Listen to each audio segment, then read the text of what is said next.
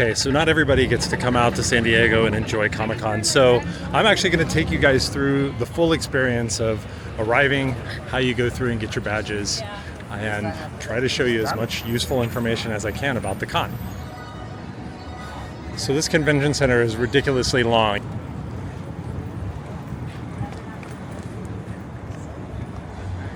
All right. I'm hearing a lot of noise coming from over there. We can see some more wraps over here. Look, there's a Ferris wheel over there. That's new. And I can't really get in. Really important that you don't take for granted sunscreen while you're here. The sun here, you can see it right over my head there. It can actually trick you into thinking that you're doing fine, but you definitely need to wear sunscreen here every day. I've got some on, especially on your neck. You know, even though it's a convention and you're going to stay inside most of the time, you are going to be moving out. You're going to be going to these different installations across the tracks or out for dinner, food, what have you, getting here in the morning. There's going to be a lot of stuff going on, so just make sure that you take advantage of everything. Now, most of you guys know that I live in San Francisco, and I got to tell you, I can feel the air conditioning gushing out of just these two open doors. It's probably 75 here, maybe almost to 80. Pretty comfy overall, but to be honest, that's pretty warm for your guy. I've said that my blood has thickened since I moved away from Florida, and now I've got to deal with getting overheated when it's only 70 degrees out. So I just spoke to the two guys at the door there, and they said that actually they'll open up the bag pickups to start at probably noon, and they're going to do it over here at Hall C. So I'm going to come back there, and I'm going to try to take you around and show you a few other cool things, by the way. Here is the Hall C that they were just talking about. You can see they're getting ready inside. Now, one of the things that's actually required every time you come in, you might be able to see through here. There's a bunch of these stands, and not too many places actually use these, but Comic-Con does. There's a stand here. You have to tag in and tag off. I saw these in Comic-Con first, and then I saw them earlier this year at MegaCon. There's a lot of important data that the show will take off of that badge. When did you check in? How long were you on the floor? And then sometimes there are also other elements that they can use to kind of identify yourself. So it's kind of interesting to see. I guess we kind of don't mind it, but that's because we don't know how it's getting used. Now, this is the grand staircase. And if you see any of the amazing cosplay pictures that basically all these steps are filled with people in Star Wars or Marvel attire, this is that space. They don't let people get up here. They only open it up actually in special situations when they're actually having a planned cosplayer kind of event. So you don't just run up here. And if you could go up there, you'd be able to go to the sales pavilion, which is on the backside, which there's a lot of things back there that are actually really useful. Different events, queues for things. When the Sideshow Collectibles folks used to do stuff, they used to do a giveaway out there, which is also pretty cool. So, instead we're going to do it the old-fashioned way, basically just walk around, go around the other way. And who knows, we might bump into somebody along the way.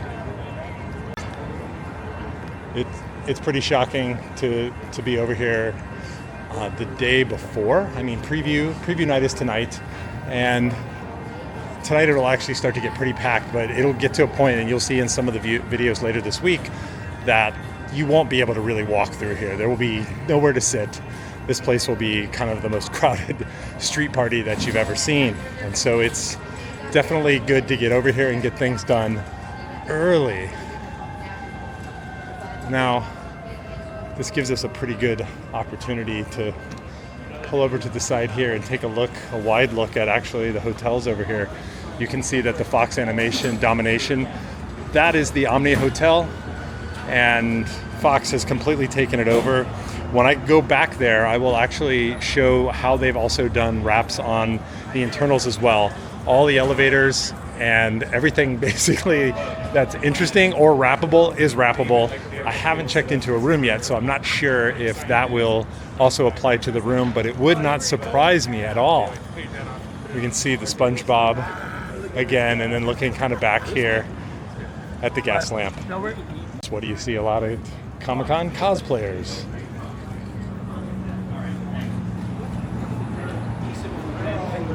Magnum PI? Yeah? That's a great costume.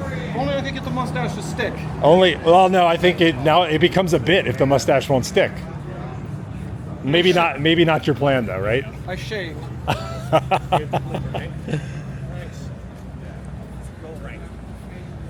right. Local media is out and present.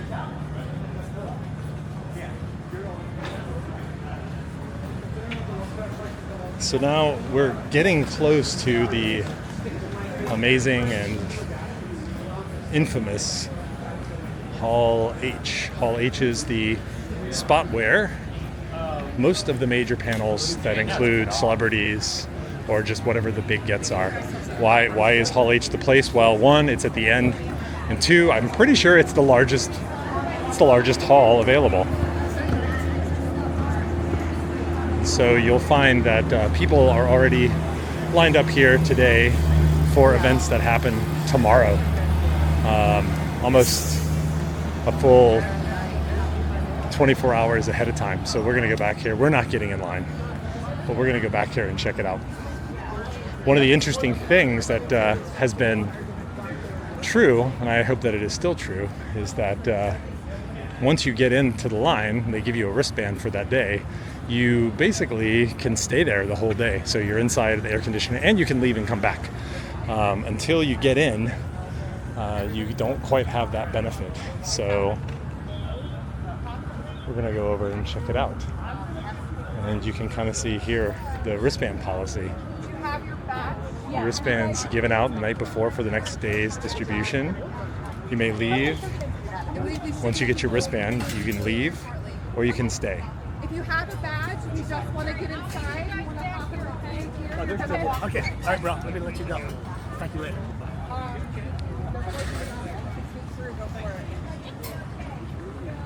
So you can see already a real smart guy here with a sunshade is first in line for the Hall H wristband. So pretty much, I think anybody in this first sleeve can probably get through.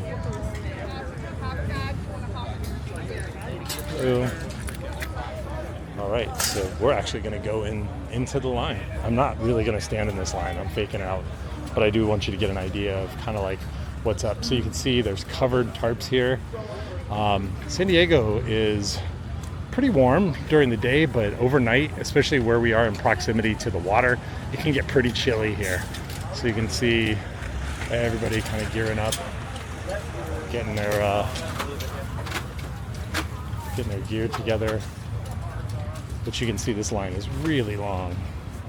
I've actually never walked through this line.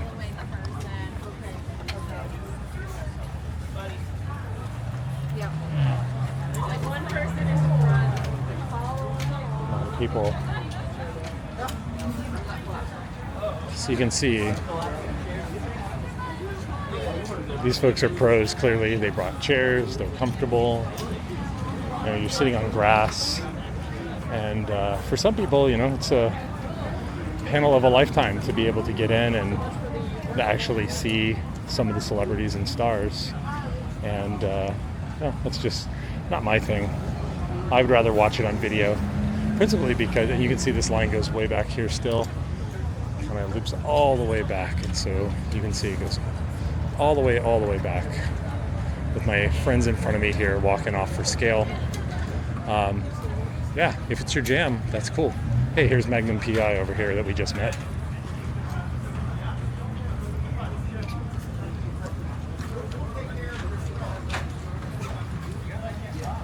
Of course, that's a pretty cool Simpsons shirt. I'm checking out the shirts, of course. Everybody's up and at 'em. I don't quite know.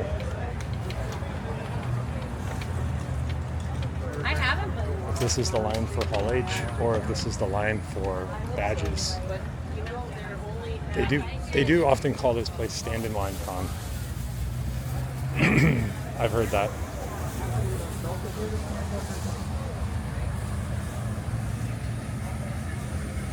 You can see it gets pretty long.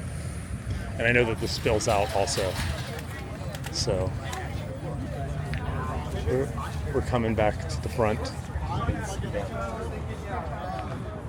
right, and I think we're gonna go under. Thank you so much. And out.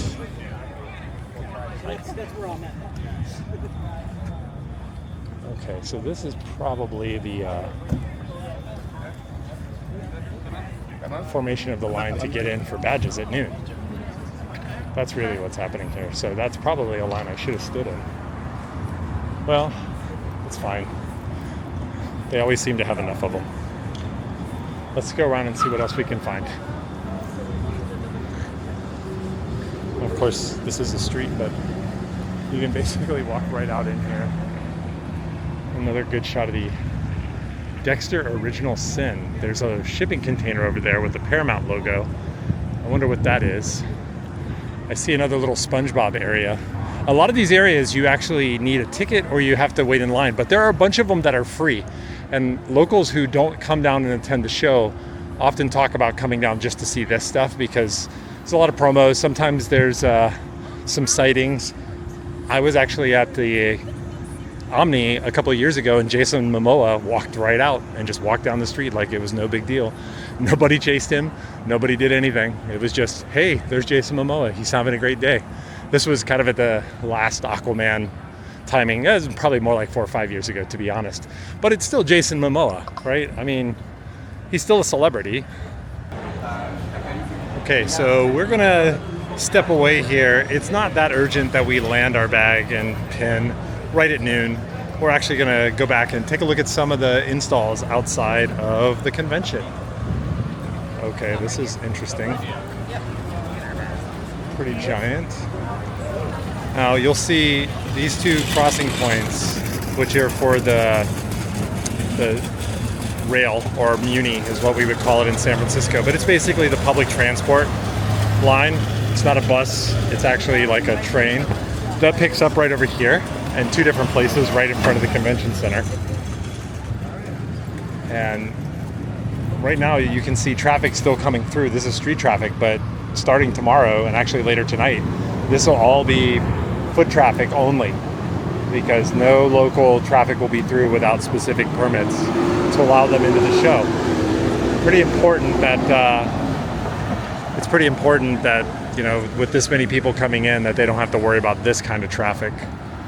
And previously they used to bring buses all the way up here to the halls, but it got so crowded that essentially that option was lost. Isn't it awesome seeing these nice palm trees? Usually when I come down here, it's actually towards the evening of the first night of preview night, so I miss out on a lot of this day stuff. So I'm actually happy to be here early and to be able to capture all this stuff and kind of share it with you before the crazy starts, because I promise you the crazy's coming. It's really just going to get Looney Tunes, but it's going to be a lot of fun. You know, I will say, generally speaking, if you don't love crowds, I don't think Comic-Con's a show for you, because to be honest, it will definitely test your willingness to hang out with folks. There's a lot of them here, and they all want to do stuff, and nobody wants to wait in line, and it's hot. Combine all those things together, you can get some pretty cranky folks sometimes, but taken as a whole, it's a wonderful weekend.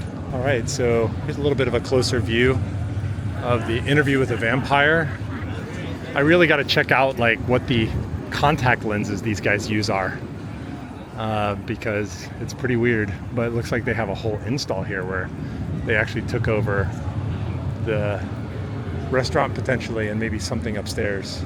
That's pretty normal here for the installs to actually take over. The other thing that's also super interesting is to see how many people actually live in downtown San Diego. all the time when I'm walking around in this area. There are people who live in these high-rises. I mean, it's not a business district in the same way that you would normally think. Petco Park is behind me, maybe 2 blocks where the Padres play. And then around here, it's mostly residential. So you'll see people walking their dogs and just letting them out and get a little step. It's pretty cool. But I don't know. I would definitely find an excuse if I lived down here to move or be gone on vacation the week of Comic-Con, unless I absolutely couldn't for some reason. So they've got, is this a Marvel Snap? Looks like a Marvel Snap event. I play Snap. Contest of Champions. I don't know. I'm gonna feel like an idiot if Contest of Champions is just another game that I don't play.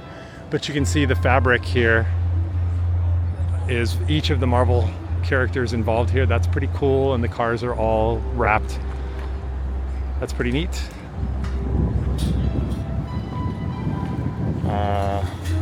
The more I think about it, the more I'm like, yeah, this is a completely different game. Got some posable heroes kind of hanging out here. I've got some wraps, and it looks like there's also another area back here where the production stuff happens. A little bit of background on me. Back during my college years, I used to actually do a lot of production gigs in Orlando. So there's tons of conventions, and so I would be doing sound and lighting rigs, humping all the heavy stuff, unloading trucks. This white truck right here brings back a lot of memories because these box trucks with the lift gate are exactly what you use to kind of haul stuff. You know, you're working for a day rate, and then you get to go in and kind of have a really good, experience. But, when I think back to those days, I think I was like on the slippery gates when it was wet and dealing with large mixing boards. Oh yeah, you can see the crates, you can see the cases.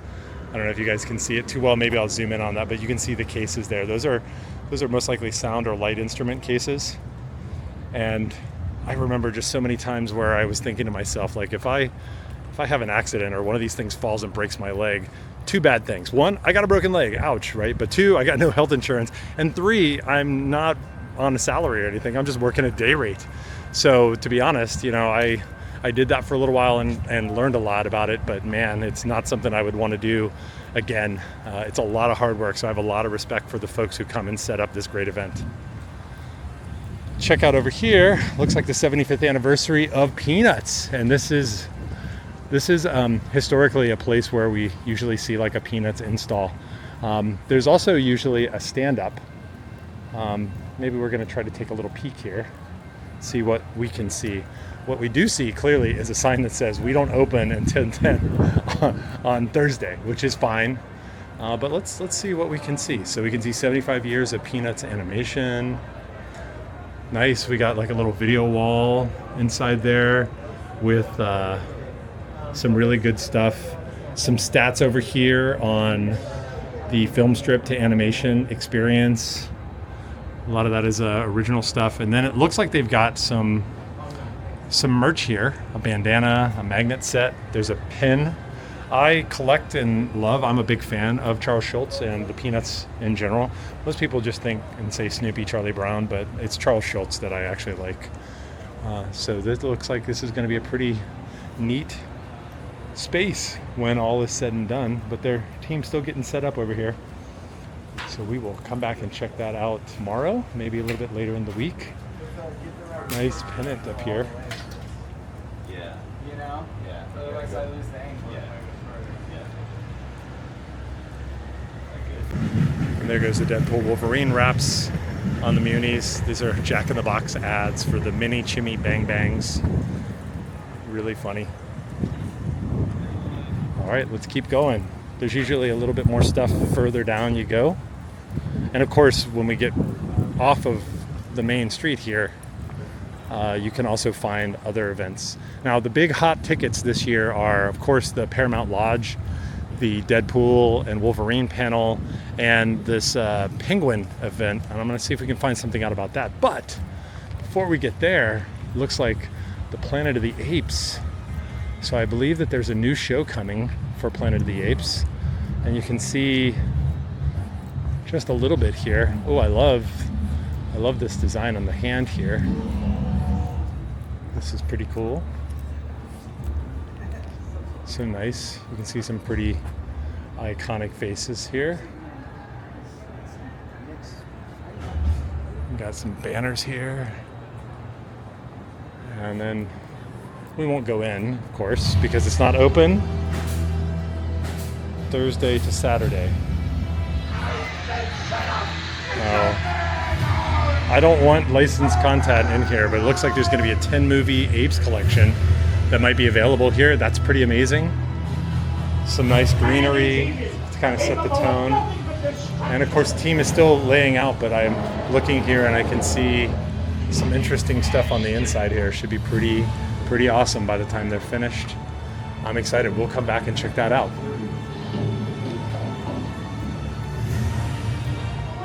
You can also see here an ad for the Hulu is going to be streaming Kingdom of the Planet of the Apes. That's the new event that's the new show that they're promoting here. So hopefully that'll be something worth watching. I'll be honest. I am a huge Planet of the Apes fan. Now, one of the things that Paramount always seems to do is to take over this giant Marriott marquee and throw up some kind of awesome Star Trek wrap. And you can see here, this time is no different, all the way from animation all the way through to the live action. They are clearly pronouncing and making an important statement here that Star Trek is going to be here in a really big way. So we'll keep our eyes open. Hey. All right, we'll keep walking, keep on walking. Okay, we found another one here. The Walking Dead, Daryl Dixon, The Book of Carol. Very interesting. I used to watch The Walking Dead all the time. And yeah, I just kind of fell off and didn't come back. But it seems like maybe I should pick it up again.